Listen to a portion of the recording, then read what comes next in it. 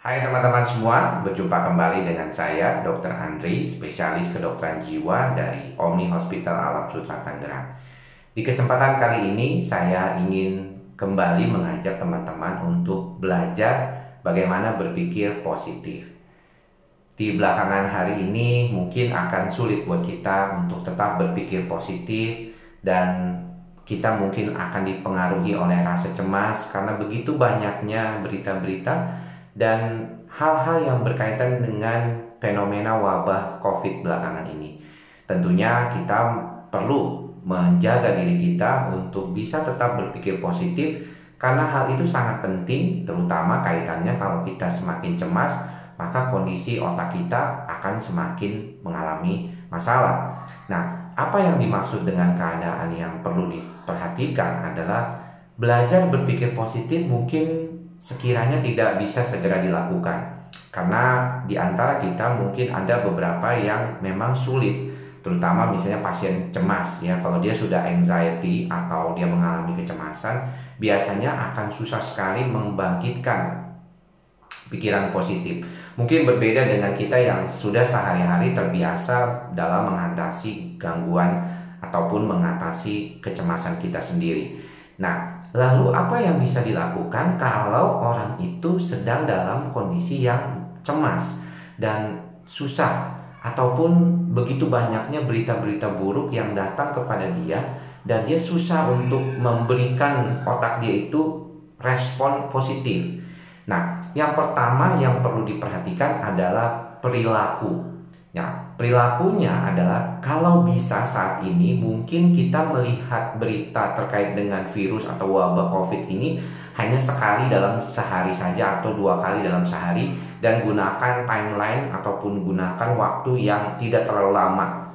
Mungkin habis makan siang, ya jangan sebelum makan siang, lebih baik habis makan siang.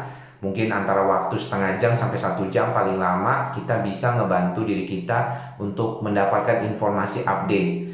Dan sebaiknya informasi update yang didapatkan itu berasal dari yang baik, misalnya dari WHO atau WHO, kemudian juga dari pemerintah misalnya. Dalam hal ini begitu banyak sekarang yang sudah menyediakan informasi baik lewat WA maupun lewat website ya, dan ini penting untuk diperhatikan. Jadi kita perlu untuk mendapatkan informasi yang tepat, bukan hoax, dan ini membantu kita untuk membuat suatu batasan ya di dalam penerimaan informasi tersebut. Yang kedua adalah kalau kita dalam keadaan sehari-hari, apalagi buat teman-teman yang saat ini mungkin sedang bekerja di rumah, sisakan waktu yang panjang itu untuk berupaya merenung. Berupaya merenung selama sekitar 15 menit, berdiam diri, boleh sambil merem ataupun sambil memperhatikan napas. Kemudian arahkan pikiran kita hanya kepada satu titik, ya, satu titik saja.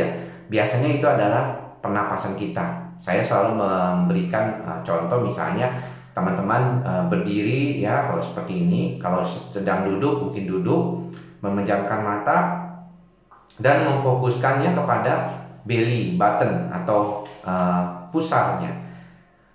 Arahkan napas ke sana ya. Napas seperti biasa saja ya. Jadi naik turun napasnya. Usahakan 10-15 menit. Jadi pada saat momen 10-15 menit itu Anda benar-benar hanya fokus kepada nafas Anda saja.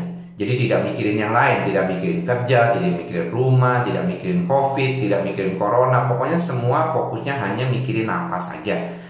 Lakukan secara umum, lebih baik setiap hari, ya, sekali dalam sehari minimal, bisa sampai 2 kali, dan lakukan terus menerus seperti latihan ya. Orang kalau latihan beban kan juga harus terus menerus, nggak bisa cuma sebentaran. Jadi penting untuk dilakukan bagaimana kita terus menerus untuk melakukan aktivitas seperti ini.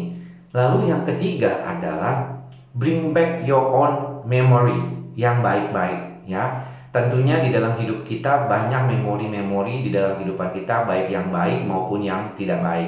Yang baik dan tidak baik itu juga kalau sama-sama bermakna, maka akan berada terus di otak kita, di amigdala kita, di ingatan kita. Nah, daripada kita membantu diri kita dengan yang negatif, maka bantu diri kita saat ini untuk mengingat hal-hal yang positif yang berkaitan dengan kehidupan kita dan juga mungkin orang-orang yang kita cintai.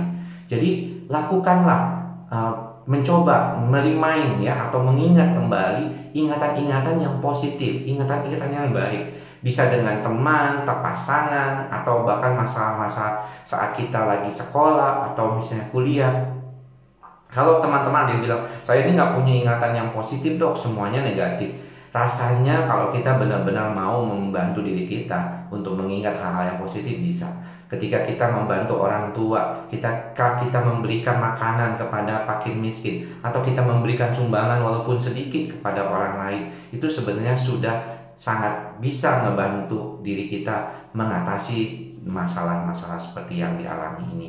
Dan kalau kita berpikir positifnya memang sulit, maka ingat hal-hal yang mungkin kita harus lakukan segera. Misalnya memberikan sumbangan kepada penyediaan alat proteksi diri untuk para tenaga medis COVID-19 ini.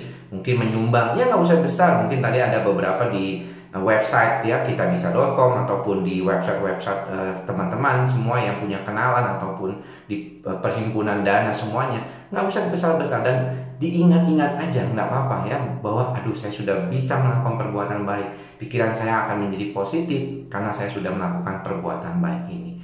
Jadi kita perlu mengingat hal-hal yang positif ini. Yang keempat adalah, saya pernah bilang bagaimana berpikir positif ini.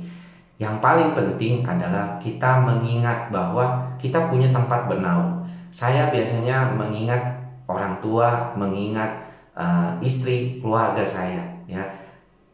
Yang paling sering saya ingat adalah istri biasanya ya, ketika saya berada pada kondisi yang sulit, ketika saya sempat terpikir ini gimana nih penanganan COVID di Indonesia ya, bagaimana nanti teman-teman itu akan banyak yang menjadi pasien juga akhirnya ya, teman-teman tenaga medis yang merawat ya, itu akan menjadi pasien juga akhirnya karena mereka kelelahan dan akhirnya malah menjadi masalah di dalam kondisinya. Nah, ketika perasaan nggak nyaman itu ada, maka saya selalu ingat istri di rumah, orang-orang yang saya cintai. Makanya ketika saat ini kita berharap banyak kondisi yang berkaitan dengan diam di rumah, stay at home, maka ada baiknya teman-teman juga melihat bahwa rumah adalah sebagai refugee atau tempat bernaung, tempat kita kembali menjadi lebih baik lagi. Kalau ketemu dengan nenek atau orang tua, atau mengingat masa-masa waktu masih kecil dengan teman-teman SMA atau apa, silakan telepon, WA kan boleh, nggak harus ketemuan kan, bisa via online. Mungkin ngobrol sama orang-orang seperti ini membantu kita untuk mengatasi rasa cemas yang kita alami di dalam kondisi kita belakangan ini. Dan saya selalu mengingatkan kepada teman-teman tadi bahwa yang pertama adalah bagaimana kita bisa membantu diri kita mengurangi informasi yang buruk atau negatif. Yang kedua, take a break ya, memberikan waktu untuk bisa merefleksikan diri kita dengan latihan relaksasi, dengan memperhatikan nafas kita. Yang ketiga, bring back your own memory yang bagus-bagus, yang positif-positif, bisa membantu diri kita untuk lebih baik lagi. Dan yang keempat adalah find your own refugee, atau bagaimana kita bisa menemukan tempat bernaung kita, di mana kita merasa damai, merasa tentram ya. Kalau teman, pasangan, orang tua, kakek nenek, siapapun itu bisa menjadi my refugee atau your refugee atau tempat bernaung Anda. Dengan demikian kita bisa mengelola pikiran dan perasaan kita untuk menjadi lebih baik, lebih positif dalam menghadapi kondisi ini. Karena kalau cemasnya terlalu berlebihan, Anda nanti jadi nggak bisa tidur. Anda nggak bisa tidur kurang dari 5 jam ya, bukan 4 jam ya, kurang dari 5 jam, maka kondisi tubuh Anda, imunitas Anda akan menurun. Dan kalau imunitas menurun, maka mudah sekali Anda terinfeksi virus. Jadi buat kita, berpikirlah positif yang baik, belajar untuk berpikir positif saat ini, walaupun saya tahu beberapa mungkin sulit. Teman-teman yang mengalami gangguan cemas, pasien-pasien saya yang mengalami gangguan cemas, pastinya agak sulit untuk berpikir positif. Tapi cara yang tadi saya sudah lakukan, cara yang sudah teman-teman mungkin juga sebagian lakukan, akan bisa bermanfaat. Dan lakukanlah terus untuk mendapatkan efek yang baik ke depannya. Jadi jangan lupa untuk terus berlatih. Mudah-mudahan teman-teman selalu dalam lindungan Tuhan Yang Maha Esa. Tetap ya cuci tangan ya. Setiap Anda melakukan kegiatan ya, sebelum melakukan kegiatan lain, cuci tangan dulu, apalagi kalau mau bertemu dengan orang di rumah. Kalau habis keluar dari rumah, masuk ke rumah, jangan pegang macam-macam dulu, langsung cuci tangan, bajunya diganti. Saya setiap hari melakukan hal seperti itu ketika pulang ke rumah, karena sampai saat ini saya masih berpraktek ya, Senin sampai Sabtu ya, tidak ada hari libur kecuali hari Minggu saya libur dan tidak kemana-mana.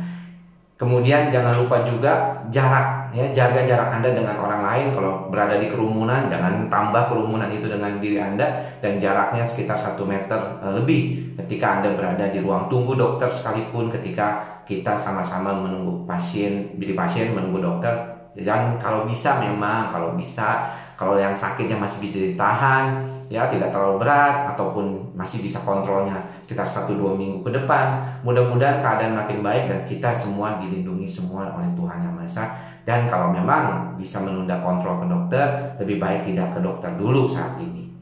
Demikian apa yang bisa saya sampaikan, semoga bermanfaat buat teman-teman semua. Jangan lupa tetap sehat jiwa dan raga. Semoga wabah COVID-19 ini segera berlalu dan kita bisa terus berpikir positif untuk kejayaan kita sama-sama semua ke depan. Sampai bertemu di lain kesempatan. Salam sehat jiwa. Bye-bye.